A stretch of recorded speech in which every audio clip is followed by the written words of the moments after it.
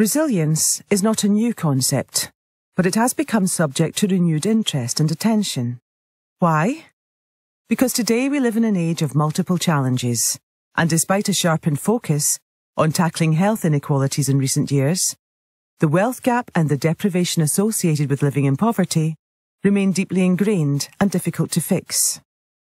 Increasingly, papers and reports refer to resilience as a key characteristic that people in places should have more of.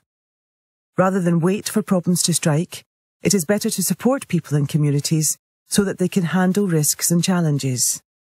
This is not only better for services, it's better for people and communities who feel more in control as a result.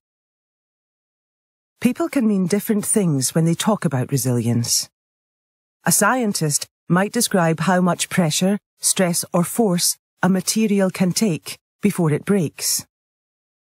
This can lead to an understanding of resilient people as having mental toughness or inner strength. These qualities, though useful, are difficult to create in people, and this way of thinking about resilience doesn't consider the root causes of the stresses and pressures that affect people.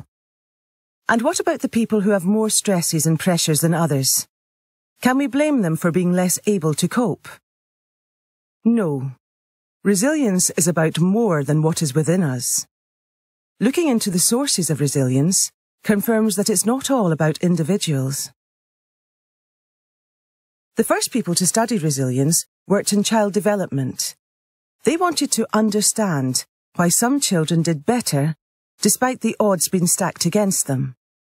By looking at successful children from disadvantaged backgrounds, they found that individual children were more likely to be resilient if they had confidence in their ability to control their own lives and futures, intelligence, a capacity for problem solving, the ability to think about the consequences that their actions may have in the future.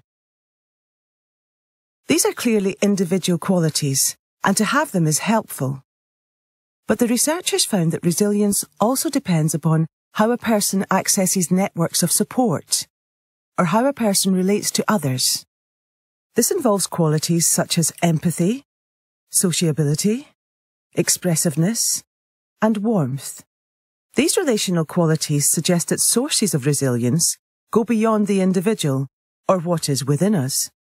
Resilience can have more to do with being able to ask for help and having relationships of trust that can be relied upon in times of crisis.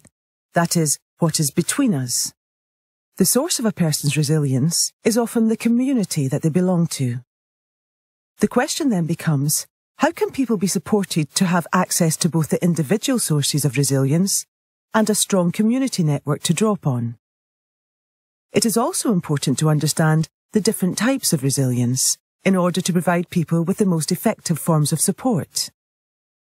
The first type of resilience is about getting back on your feet, maintaining the status quo after a crisis. The second type of resilience is about being able to take advantage of change, to transform, in order to be successful in your new environment. Let's think about someone who loses their job in food manufacturing. Status quo resilience, bouncing back, would concern getting back on their feet and finding a new job. Access to networks and support, such as close family and friends, is crucial to helping the individual get through the initial shock. What if a person not only loses their job, but the factory in which they work closes as that manufacturing industry disappears? This requires transformation, a change of occupation. In this situation, close family and friends remain important, but this individual will also need support from a wider network of people who know about new opportunities and how to access them. Here, a person's links with others becomes vitally important, and three types of relationships are needed. Support from those close to us, who share our values, understand our outlook, and help us through. Links to people who have different values and know about different opportunities to help us on. And links to people beyond us, in particular, those who make decisions about our community, to help us be heard. Resilience is about how individuals respond to different kinds of challenge. However, community support to help individuals flourish is important in the face of the challenges that life presents. Resilience is about what is within us, what is between us, and what is beyond us. We can all think of examples of the supports needed to enable coping and transformation. We will also be aware of some barriers to change, which are difficult for individuals to fix alone.